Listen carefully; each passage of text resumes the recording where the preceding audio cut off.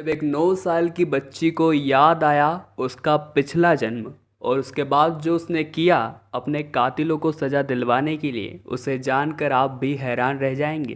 दरअसल यह सत्य चमत्कारिक घटना है हैदराबाद के पास स्थित एक छोटे से गांव चिलुकुर की। उस गांव के एक मध्यम वर्गीय परिवार में एक बच्ची का जन्म हुआ जिसका नाम संध्या रखा गया। संध्या बचपन से ही बहुत ज़्यादा डरा करती थी। अगर कोई उसे अकेले कमरे में छोड़ जाता या कभी लाइट चली जाती तो वो बहुत ज़ोर से चीखा करती थी और सब नहीं समझ पाते थे आखिर किस वजह से इसको इतना डर है। और जैसे जैसे वह बड़ी हो रही थी उसमें परिवर्तन भी बहुत अजीब हो रहे थे। कभी कभी वो रात को अचानक नींद में से उठ जाती और चिल्लाने लगती, विक्रम सर मुझे मत मारो, विक्रम सर मुझे मत मारो। परंतु उसके माँ बाप को लगा इसने केवल बुरा सपना देखा है और उन्होंने उस बात को वहीं पर टाल दिया।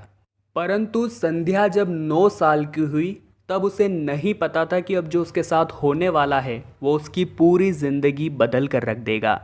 दरअसल चिलुकुर एक छोटा सा गांव है जहां पर 500 साल पुराना एक चिलुकुर बालाजी मंदिर है। संध्या को उसके पिता रोजाना वहां पर ले जाया करते थे। एक बार की बात है जब वह 9 साल की थी, उसके पिता उसे चिलुकुर बालाजी मंदिर ले गए। जब वो वहां दर्शन कर रही थी, चूंकि छोटी बच्ची थी, ऊपर से भगवान की घंटी उसके सर पर आ गिरी और इतने से में ही वह बेहोश हो गई। उसके माँ बाप बहुत ही ज़्यादा परेशान हो गए। चूंकि छोटा सा गांव था, सभी लोग परिवार समान रहते थे, तो सभी को बहुत ही ज़्यादा चिंता हो रही थी। थोड़ी देर बाद जब संध्या को होश आया तो उसने सबसे जो प्रश्न किया, उस प्रश्न को सुनकर उसके माँ बाप सहित सभी गांव वालों के रोंगटे खड़े हो गए। उसने अपने माँ बाप से कहा कि आप कौन हैं और मैं कहाँ हूँ। उस समय सभी को लगा शायद माथे पर घंटे लगने की वजह से इसकी याददाश्त चली गई है। फिर सबने उसको याद दिलाने की कोशिश करी कि तुम संध्या हो और तुम हमारी बेटी हो। पर उसने वापस जवाब देते हुए कहा कि आप सभी ये क्या कह रहे हैं, मेरा नाम तो प्रियंका है, मैं तो हैदराबाद में रहती हूँ। और वो सबसे पूछने लगी कि विक्रम सर कहाँ है, उन्होंने मेरे साथ बहुत गलत किया है और इसके लिए मैं ना उन्हें माफ़ करूँगी और उन्हें कड़ी से कड़ी सज़ा दिलवाऊंगी। अब गांव वालों के दिमाग में तो ये बात समझ ही नहीं आ रही थी ये लड़की आखिर बोल क्या रही है।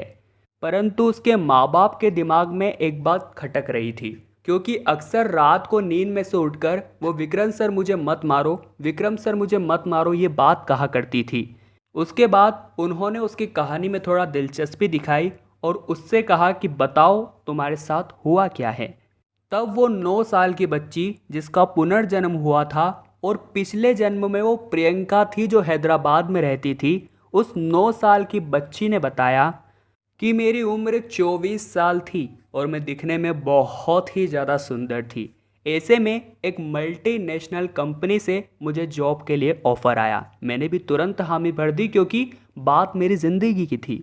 मुझे जॉब करते करते 2 से 3 महीने हो चुके थे, परंतु मैं एक बात महसूस कर रही थी कि उस कंपनी के जो सीईओ थे उनका नाम था विक्रम चंद्रा और वो हमेशा मेरे ऊपर बुरी नज़र रखते थे। जब भी उन्हें मौका मिलता वो मुझे हाथ लगाते और मुझे टच करने के बहाने ढूंढा करते थे। मैं उनकी बहुत सारी हरकतों से परेशान हो चुकी थी, परंतु बात मेरी जॉब की थी। जॉब बहुत अच्छी थी, मैं उसे छोड़ नहीं सकती थी, इसलिए मैं ये सब बर्दाश्त कर रही थी। एक दिन विक्रम सर ने मुझे उनके ऑफिस में बुलाकर कहा कि एक ज़रूरी फाइल लेकर आज तुम रात में मेरे घर आना, मैं तुम्हारे प्रमोशन की बात करने वाला हूँ।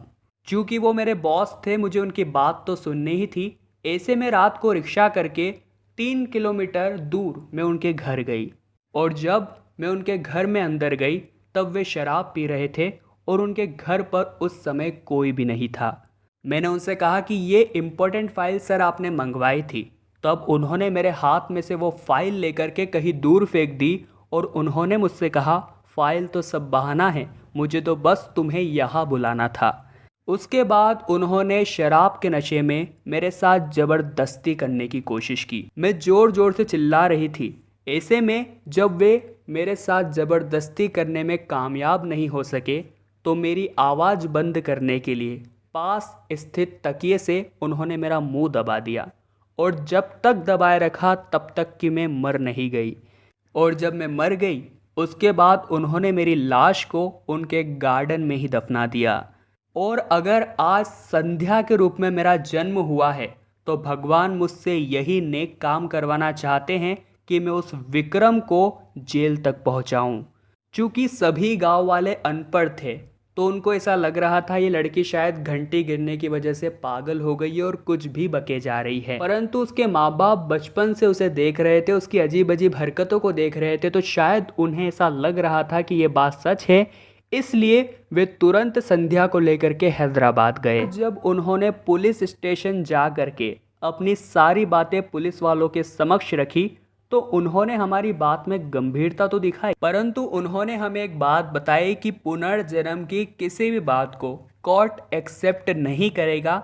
हमें सबूत की जरूरत है। अगर सबूत हमारे पास होंगे तो हम कुछ भी कर सकते हैं। चूंकि संध्या को ये बात याद थी कि विक्रम ने प्रियंका को का दफनाया है। इसके बाद पुलिस वारंट के साथ विक्रम के घर पहुंची और संध्या की बताई गई जगह पर खुदाई करना शुरू कर दिया। और दोस्तों आप यकीन नहीं करेंगे, वहां पर प्रियंका की लाश मिली जो कि बहुत खराब हो चुकी थी। उसकी अच्छी तरह से शिनाख्त करने के बाद यह पता चला कि वास्तव में वह प्रियंका है जो आज से 9 से 10 साल पहले विक्रम की कंपनी में जॉब किया करती थी और अचानक से कहीं गायब हो गई थी। इसके बाद संध्या के रूप में पुनर्जन्म लेकर आई प्रियंका को 9 साल के बाद इंसाफ मिला। जी हाँ दोस्तों, कहते हैं महादेव चाहे तो वो कुछ भी कर सकते हैं। वास्तव में प्रियंका एक बहुत बड़ी महादेव की भक्त होगी, तभी उसे न्याय दिलाने के लिए महादेव ने इतनी बढ़िया लीला रची। आज विक्रम चंद्रा जेल में है और संध्या अपने माँ बाप के साथ बहुत खुश है। तो अगर आपको भी आज की इस चमत्कारिक घटना ने प्रभावित किया हो तो लाइक ज़रूर कीजिएगा और कमेंट बॉक्स में बताइएगा क्या संध्या और प्रियंका की यह घटना सत्य हो सकती है। संपूर्ण तथ्यों की जांच परख करने के बाद हम